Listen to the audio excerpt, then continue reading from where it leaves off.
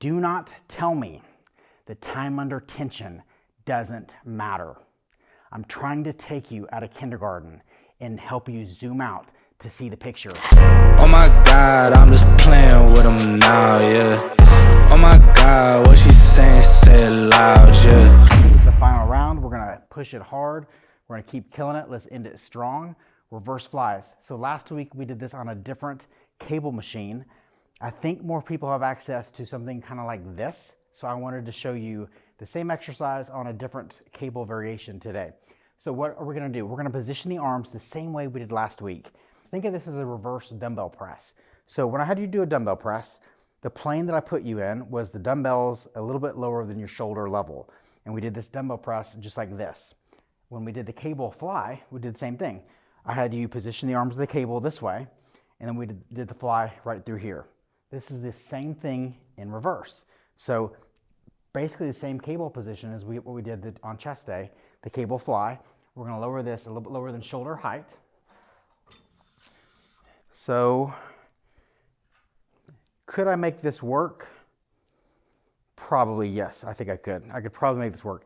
It's a little high. So I can come out here and make it work. It's just a little bit higher than what I want, because I know this plane here is better for my shoulder joint and I'll get a little bit more deltoid activation.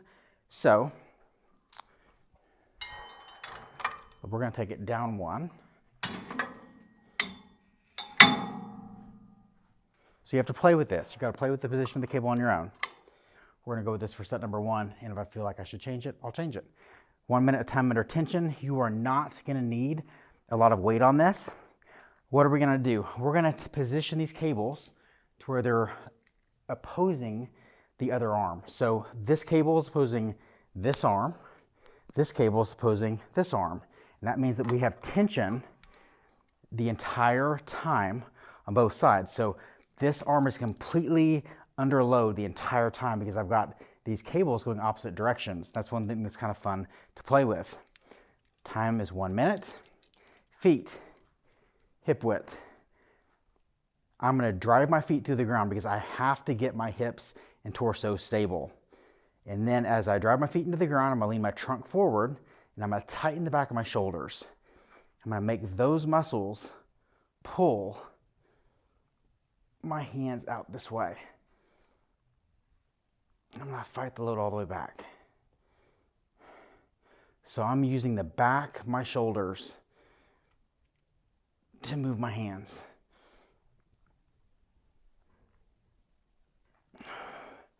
This is one of my favorite exercises right here. What are we not doing?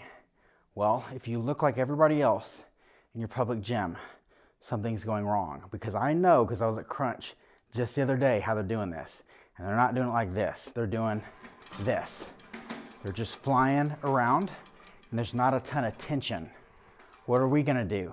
We're gonna drop the weight because we know that we can increase muscle engagement with less weight, and we can increase our execution and our precision and make our muscles work harder, increasing the mechanical tension by making the things that we're trying to work move our limbs as opposed to mindlessly moving.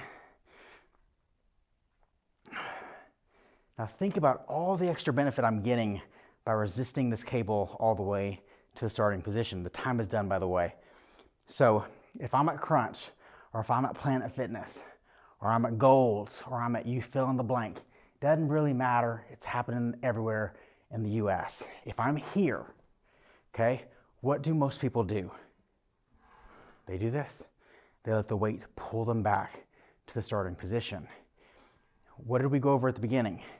You get double the tension when you utilize this motion and you fight that load all the way back to the starting position.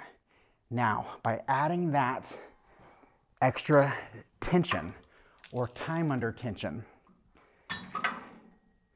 what happens? Well, yes, you get more from this exercise today, but if you do this workout after workout, week after week, month after month, we did the math. In 1 week, In one workout, it's 5 extra minutes of time under tension. In 1 week, it's 25 minutes of extra time under tension. In 12 weeks, it's 300 minutes of time under tension. In 1 year, it's 78,000 minutes of extra time under tension by adding 1 second to your eccentric. 78,000 extra minutes. And you're telling me that time under tension doesn't matter? And you're telling me that your workouts are the same as mine? Done the math. 10 years, 13,000 hours of more time under tension than I have than every other joker at freaking Crunch. Here we go, round 2. Now, if you really want to get some extra engagement, I'm going to close my eyes and I'm going to really focus on the mind-muscle connection. I'm going to focus on my shoulders pulling my hands. And as my hands move, my shoulder blades are going to move with them, and they're going to retract back. And when I get to the end, I'm not just going to hold. I'm going to squeeze the out of my posterior delts, and I'm going to make those muscles fight every inch that I go back to the starting position.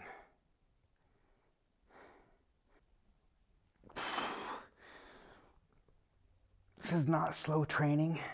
This is high intensity,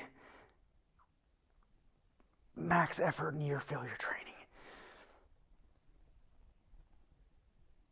Squeezing for 10, 9, 8, 7, 6, 5, 4, 3, 2, 1. The slowness is a product of the muscle engagement. What dictates your speed and your rep tempo? It's by how much can you engage with whatever speed you choose, and what can you control and maintain good position. Last one.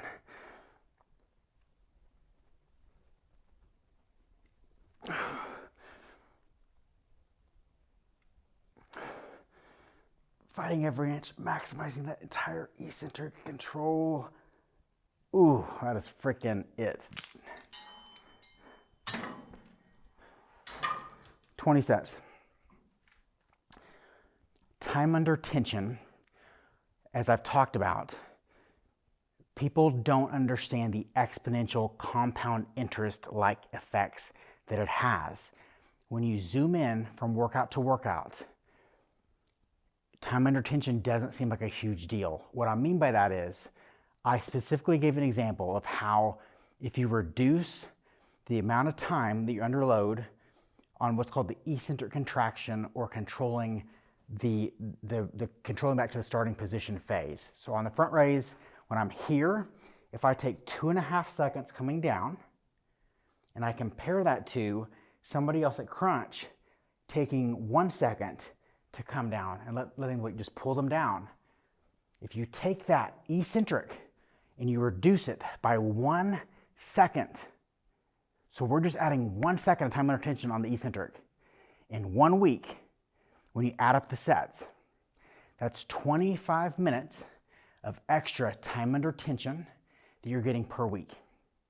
Same amount of time in the gym, you're just utilizing the phase.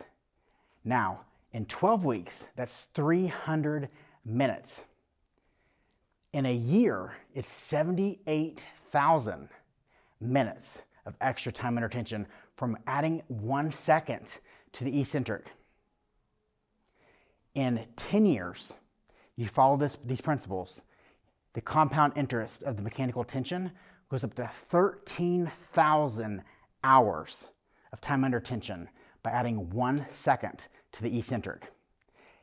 Do not tell me that time under tension doesn't matter. I'm trying to take you out of kindergarten and help you zoom out to see the picture. It's a huge deal. And when you combine that with how much effort that you're giving, and you combine that with precision and making sure that you're taking yourself near failure, it's even more exponential as you progress. So these are the things that will take you to the next level. And remember, if you're zoomed in to I've got to make quick gains. This isn't for you anyway. This is for the people who want to make change. It takes time. What I have learned over my years of experience are the people who experience gains and losses the fastest. Losses being a positive, let's say weight loss. The people who gain those the quickest, for the most part, it doesn't last. It's not as sexy to say that the turtle wins the race, but it is 99% of the time the truth.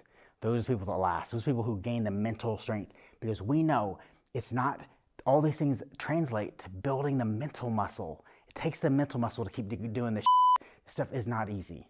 This stuff's hard, and you're doing great. You're here with me. I appreciate every single one of you, and I'm so glad to be able to teach you these things to help you progress. And stay with me. We're going to keep building. This was shoulders today. We're going to kill arms in our next workout, and then we're going to kill legs, and we're going to keep moving forward. I'll see you in the next workout. Thank you for watching this video. I hope you found this beneficial. If you did, please hit the like, hit the subscribe button. This will help me and ensure that my content reaches more people on YouTube. If you want to join the MGB officially, you can scroll down in the description, and there are 2 links. One is to the Apple App Store and the other is to the Google Play Store. And you can join my app for free and view some free content. And I also have some really in-depth programs. I have a complete blueprint that's going to walk you through how you can build muscle the most efficiently and the safest way possible. I hope you join me next time.